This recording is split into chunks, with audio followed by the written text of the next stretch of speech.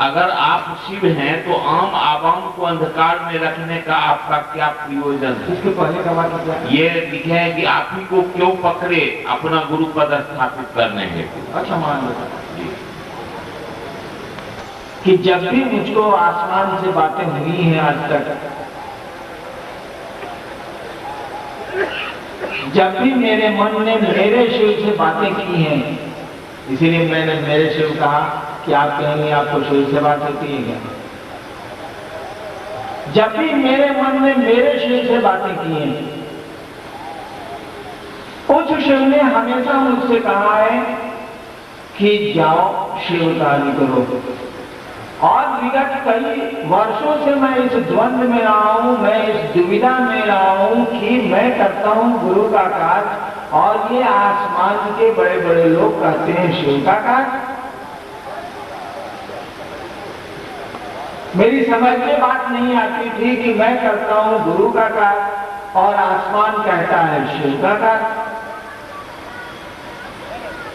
मुझको समझने में बहुत साल लगे, लेकिन आपको सुबह तो मैंने 2 मिनट में समझा दिया। मैंने सुबह में आपको क्या कहा था कि जो हम लोगों ने देवताओं की पूजा से सीखा है, जो इन देवियों और इन देवताओं की संगति में हम लोगों ने सीखा है आज तक, उसको देख के तो लगता है कि इंसान के शरीर में हम लोग इंसान क्या अब शैतान भी नहीं रह गए, वो शिव की हो या दूसरे देवताओं की हो। और संगति में क्या सीखती, बताने की जरूरत है क्या कि हम लोग इंसानियत नहीं शैतानियत की हद को अपा कर रहे हैं।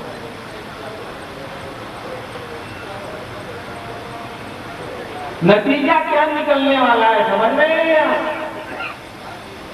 जब हम में गुण देवताओं का नहीं आएगा, जब देवताओं की संगति में हम लोगों में दुर्गुण आ गया है, हम लोग इंसान भी अब नहीं रह गए हैं, देवता क्या बनेंगे? तो एक दिन लोग कह देगा जैसा सौम्य रहे वैसा सीख लो। आज अगर शिव लोगों के गुरु नहीं हो, आज सही गुरु अगर आवाम का गुरु नहीं होगा, तो देवताओं की प्रतिष्ठा भी आने वाले कालखंड में ना बचने वाली है, नहीं बचेगी। शिव की प्रतिष्ठा नहीं बचेगी। और शिव तो ईश्वर का नाम है, वो तो सृष्टिकर्ता खुद ही है, वो तो उसी की स्थिति और लय के धारक खुद है, स्वयं है वो। इसीलिए चिंता भी उन्हीं को होगी। और यह इच्छा उनकी कि वे लोगों के गुरु बने, आपके हमारे बीच चली आई। ये सवाल उठेंगे कि हरिनारायण को ही क्यों इस काम के लिए चुना गया? इसका उत्तर आवाम के पास नहीं है, ना हरिनारायण के पास है। इसका उत्तर तो वह महादेव ही दे सकता है। इस चुनाव में बड़ी कठिनाई है, आसान नहीं है ये सिलेक्शन, ये चुनना आसान नहीं है। जिसको चुना गया वो मान लीजिए गड़बड़ हो जाए और आप शिव को गुरु मान के सही हो जाइए, सही स्थिति पैदा होगी क्या?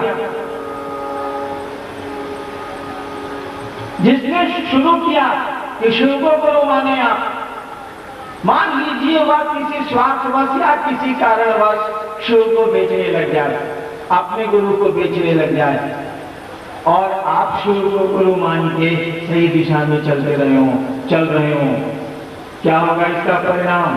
दुनिया न इधर की रहेगी न उधर की रहेगी। आप कहिएगा कुछ, हरिनारायण बोलेंगे कुछ, क्योंकि मैं ही गड़बड़ हो गया। लोग कहेंगे जिसने शुरू किया वो क्या कहता है, और मैं गड़बड़ बोल रहा हूं, परिणाम नहीं आएंगे। आप ठीक बोल रहे हैं, लेकिन आपकी बात जनमानस काटेगा, कहेगा कि हरिनारायण जी आप बोल रहे हैं, उन्होंने शुरू किया, वही बात सही है। और सचमुच में बात अगर गलत होगी तो परिणाम गलत हो जाएंगे, रिजल्ट नहीं आएगा ठीक। आप ठीक बोल रहे हैं तब भी जनमानस आपकी बात नहीं पकड़ेगा, वो गलत बोल रहा है, पहला आदमी है, अंग्रेजी में कहा जाता है हॉर्सेस माउथ, वहीं से बात शुरू हुई है, लोग वहां जाएंगे। हर एक खोजी आदमी जिसको आप शिव से बनाते हैं, हर एक आदमी जो शिव को गुरु मान के शिव गुरु की दिशा में चलना चाहता है, वह पता लगाएगा किसने इस काम को शुरू किया। और कहा गया है हमको आपको करने को। सोचिए जितनी खराब स्थिति में हम आप हैं, काम है पूछने का, काम है आपके गुरु का। शाश्वत नियम कहते हैं कि करना है गुरु को, शिष्य बनेगा कोई गुरु का। महादेव होंगे गुरु, शिष्य होगी जनता, शिष्य होगा व्यक्ति। करना है आपको, आप गुरु नहीं है, हम गुरु नहीं है, हम लोग शिष्य हैं।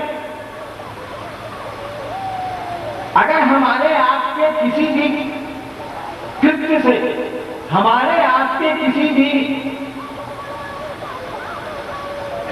कृति गई है, काजी गई है, हमारे आपके किसी कार्य से अगर शिव का पद कहीं भी जरा भी धूमिल हुआ तो क्या होगा?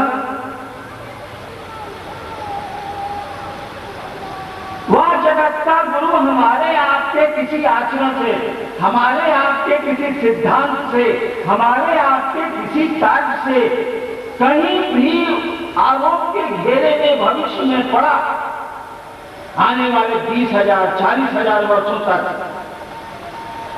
आपको ना पता है कि ये बात कितनी दूर जाएगी। बात उठेगी तो लोग तेरी उदासी का सबब पूछेंगे, है ना? ये फिल्म के गीत, बात उठेगी तो दूर तलक जाएगी, लोग तेरी उदासी का सबब पूछेंगे। बड़ी दूर तक ये बात जाएगी, कई सैकड़ों वर्षों तक ये बात जाएगी। और हम आप नींव के पत्थर हैं। याद रखिएगा, नींव का पत्थर तो जमीन के भीतर होता, दिखता है गुंबद, दिखती है दीवारें, दिखते हैं झाड़ फानूस, लेकिन ये इमारत जिस पे खड़ी होती है ना, वही है नींव उसकी, उसमें जुड़े पत्थर हैं हम आप। अगर पत्थर कमजोर हुआ नींव का तो लाख सुंदर हो मेहराब, लाख सुंदर हो झाड़ और फानूस, लाख सुंदर हो वो गुंबद, कितने का देर का, कितने काम का, ये मकान कितनी देर खड़ा रहेगा? मकान तो खड़े होते हैं नींव पर। आज के शिव के शिष्य नींव के पत्थर हैं, नींव के पत्थर होते हैं कुर्बान, वो जमीन के भीतर होते हैं, दिखते नहीं है। और इसीलिए नींव के पत्थर बनने के लिए जो लोग आए हैं बड़े सौभाग्यशाली हैं। सच मानिए, उसी शिव के लोग हैं, नींव का पत्थर बनेंगे, फिर शिव के पास वापस जाएंगे। वो सोचिएगा नहीं, समझिएगा नहीं, क्या होगा इसका परिणाम? सब कुछ तो आपके गुरु के मत्थे गिरेगा। और इस दुनिया में सुधार बड़ा मुश्किल होता है, जान लीजिएगा। आपके कंधों पर कैसा दुर्बल भार पड़ने वाला है, आपके कंधों पर कैसा बोझ डाला गया है, आप इसकी कल्पना नहीं कर रहे हैं। एक बात लागू करने के लिए, एक एक्शन करने के लिए, एक काम करने के लिए जो लोग मेरे करीब रहते हैं, जानते हैं, मैं 3 साल 4 साल लगाता हूं और तब लागू करता हूं।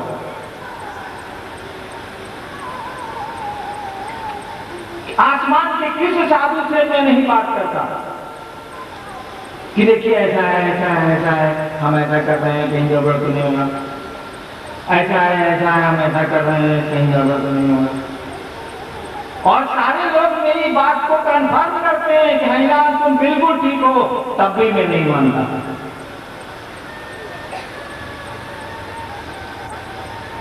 तब मैं अपने महादेव से बात करता हूं। इसलिए मैं बार बार अपना महादेव कह रहा हूं कि आप ऐसा नहीं समझ लेंगे कि आपके महादेव से मेरी बातचीत होती है।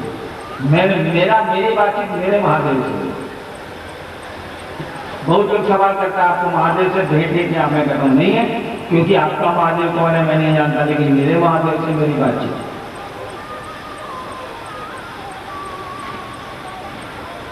और जब वो हाँ कहते हैं, वैसे उनकी आदत नहीं है कि वो हाँ कहते हैं, बहुत खच्चर मास्टर है, कुछ नहीं सुनता है।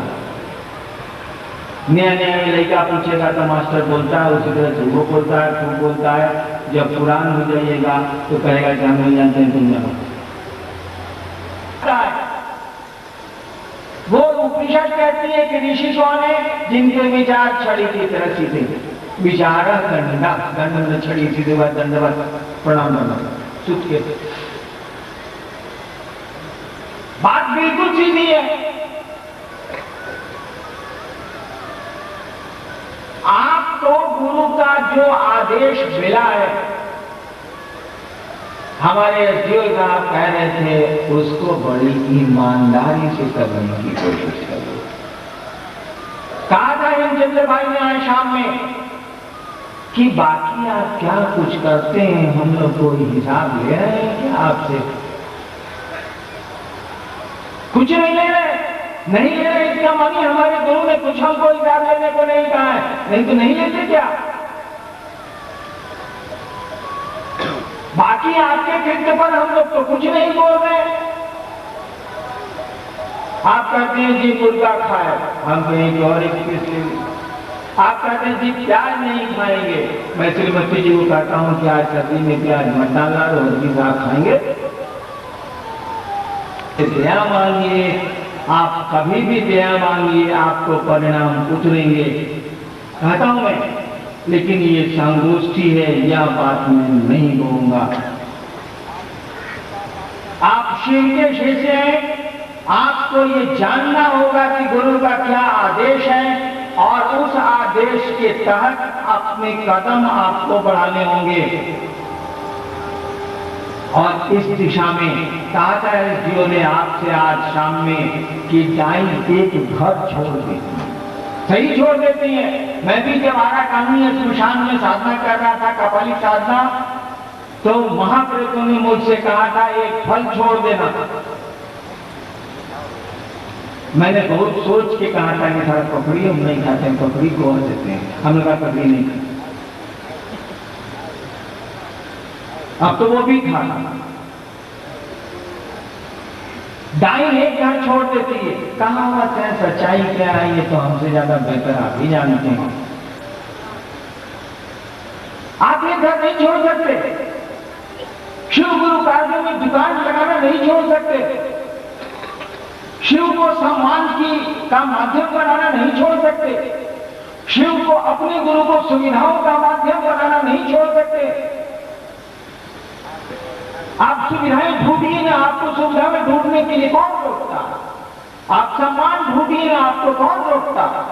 रखवा देना, मुठ्ठियां खुलवा देना, ताकि लोग देखें वो सिकंदर आजम, मैंने दुनिया का सिकंदर खाली हाथ आया था, आज खाली हाथ जा।